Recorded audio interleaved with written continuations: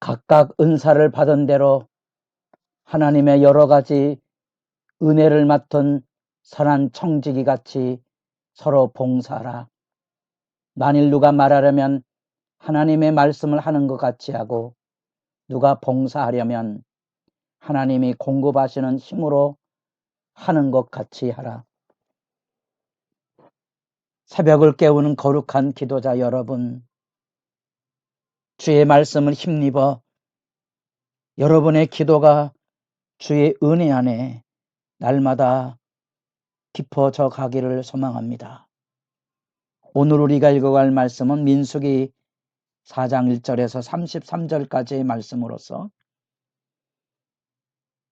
이스라엘 지파를 계수할 뿐 아니라 그 안에서 더 소중하게 구별된 레위 지파를 계수하고 드디어 레위 지파 중에서 성막에서 봉사할 성막 봉사자의 계수 명령이 들려지게 되고, 그 각자의 직무 분할과 위임이 이루어지는 말씀을 우리가 읽어가게 됩니다.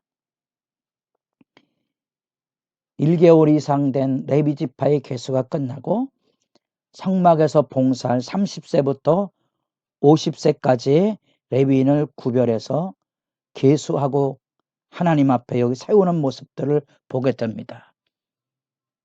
우리가 어제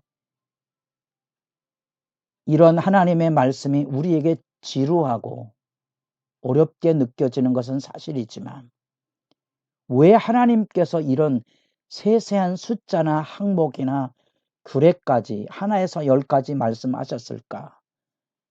성막을 짓는 심정을 가지고 이 말씀 단락을 읽으셔서 민수기 1장부터 10장 10절까지가 엄밀한 의미에서 레위기가 가지고는 제의적인 개념을 담고 있다고 생각하셔야 하고요. 절대 하나님의 명령 앞에 순종하는 신앙의 경건 훈련이라는 의미를 다시 돌아보시고요. 오늘날의 교회가 얼마나 교회 조직으로 일꾼을 세우는 일에 부실했던가, 그리고 얼마나 섣불었던가, 그리고 얼마나 하나님 앞에 우리가 부끄럽게 교회를 섬기고 있는지를 아프게 성찰해야 된다는 사실을 강조하고 있습니다. 누구나 세워지는 것도 아니고 어떻게 세워지는지에 대한 존중이 있어야 되고요. 권위가 있어야 됩니다. 그래야 순복이 이루어집니다. 하나님의 명령의 질서가 아니면 이룰 수 없는 거예요. 누가 더 높으냐 이런 싸움은 결국 공동체 안에 일어나고 있는 실제적인 문제잖아요. 여기도 반복해서 얘기하지만 게르손이 장자입니다. 왜 고앗을 앞세우는가? 무슨 근거가 있길래? 대답할 길이 없는 거예요. 여러 가지 추론의 개념들은 있습니다. 일반적으로 레위도 야곱의 아들 중에 셋째지요. 레위와 시므온이 창세기 말씀에 그 세겜 사람들을 죽이는 일에 앞장섬으로써 저주를 받습니다. 흩어짐의 저주입니다. 그러나 레위 지파는 금송아지 사건으로 인하여서 하나님의 진노와 징벌을 받을 때 모세 편에 서서, 선두에 서서 모세를 후원하고 그 심판을 진행했던 측면이 있습니다. 뿐 아니라 이 레위 지파는 하나님의 구원 역사를 이루는 일에 있어서, 특별히 비느하스 사건, 민수기 25장에 보면 바알볼의 연병이 바알볼의 음행 사건이 일어날 때 하나님의 심판을 대행했던 비느하스의 열심으로도 이후에 나타납니다. 그런 점에서 하나님의 구원 역사의 초점이 이 르우벤이 아닌 유다와 르우벤이 아닌 이 레위 지파가, 르우벤이 아닌 요셉 지파가 이 장자와 선두에 서는 하나님의 구원 질서의 자리에 서게 되는 장면들을 보게 됩니다. 그런 점에서 이 고핫도 장자가 아닌 차자, 다시 말하면 혈통의 개념이 아닌 영공서열이 아닌 하나님의 선택의 질서를 의미로 파악할 수밖에 없습니다.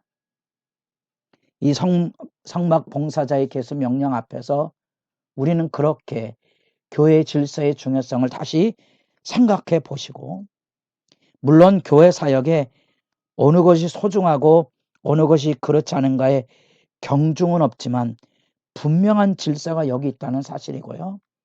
그 책임이 막중하면 영광도 있지만 심판도 오미하다는 사실을, 그래서 고핫자서는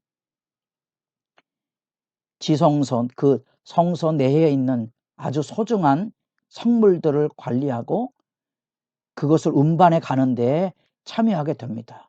물론 그 모든 기물들은 제사장 외에는 손을 댈 수 없기 때문에 제사장이 기초적인 작업을 한 다음에 고핫 자손이, 이제 레위 자손이 수정되는 거지요. 게로서는 성막의 지성소와 성소를 가르는 회장 이외 나머지 휘장들을 돌보는, 그래 천막과 휘장을 관리하고 운반하는 성소의 덮개만 총 4장이 되어 있고요. 그것을 덮개로 어떻게 세트별로 잘 관리하느냐가 중요한 개념이고요. 무라리는 그 나무와 금속으로 된 기둥 널빤지와 같은 골재를 담당하게 됩니다. 고핫은 엘르아살 제사장의 감독하에, 게르손과 무라리는 이다말 제사장의 감독하에 철저하게 신중한 하나님의 말씀의 계획을 따라 순서와 절차를 따라서 이런 것들이 움직여가는 것을 성경이 가르치고 있다는 사실입니다. 그래서 제3, 오늘날의 교회 안에 하나님 앞에 조직과 직무와 그것에 대한 충성, 불평 없는 협력과 존중의 삶의 중요성들을 내내 생각하게 하는 그런 말씀들이라 그랬습니다. 더구나 이 거룩의 직무에는 그 소중한 만큼 위험성도 따릅니다. 가장 소중한 법궤를 중심으로 해서 그 기물 때문에 사람들이 죽어나간 사건들을 기억해 보셔야 됩니다. 그 기억 속에는 이 기물을 하나님의 말씀대로 어깨에 메고 운반을 해야 되는데 수레에 실었다가 당한 사무엘상 사건, 사무엘하 사건 기억하셔야 됩니다. 뿐 아니라 이 고핫도 나중에 16장에 내려가 보면 이 하나님 앞에 자기 직무를 다하지 못하고 거역했다가 심판에 떨어지는 사건을 만나게 됩니다. 그만큼 하나님 앞에서 이 부름받은 일의 거룩성 때문에 이렇게 세세하게 숫자와 방식과 절차와 그 사람들의 선택을 강조하고 일깨워주고 있는 겁니다. 그리고 그것은 하나님의 규례를 따라 제사장과 그 지파의 자손의 두령들을 통하여 감독이 되고 협력해서 이루어 가야 하는 것을 우리가 말씀을 통하여 만나보게 됩니다. 여러분들은 이런 말씀을 읽으면서 어떤 생각을 하게 됩니까? 이런 구조들은 한 번에 이렇게 보면 조금 더 간결하게 말씀을 이해하는 도구가 될 수 있겠죠. 여기 이렇게 표시를 하는 것은 숫자 개념이 좀 달라져 있기 때문에 그렇고요. 이 숫자 개념은 특별히 이 무라리와 게르손보다 숫자가 굉장히 많이 있다는 사실들을 좀 살펴보게 될 거고요. 이 가운데 특별히 30세부터 50세까지는 이 숫자가 좀 다르다는 거예요. 30세부터 50세까지 여러분들이 적어 보십시오. 무라리의 자손의 숫자가 굉장히 많습니다. 아마도 이 일이 가장 힘겨운 일일 것이라고 학자들이 추정을 하고 있습니다. 여러분들에게 말씀을 읽어가며 이 하나님의 명령과 순종, 부르심의 영광과 책무의 이 소중한 가치를 오늘날 여러분은, 오늘날의 우리 교회는 너무 섣부르고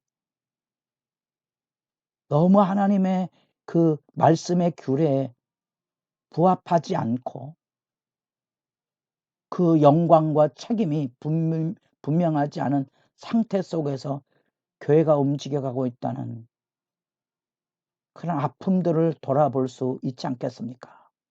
여러분, 준비되고 훈련되셔야 됩니다. 그리고 구별되시고 하나님의 말씀 앞에 순종하는 훈련들을 잘 받아가셔야 됩니다. 제가 늘 얘기하지만 이 기도의 시간도 훈련되셔야 됩니다. 더 깊어져 가야 됩니다. 어떻게 기도해야 내가 기도에 집중할 수 있을까? 나는 어떤 기도의 방식을 택하고 있는가?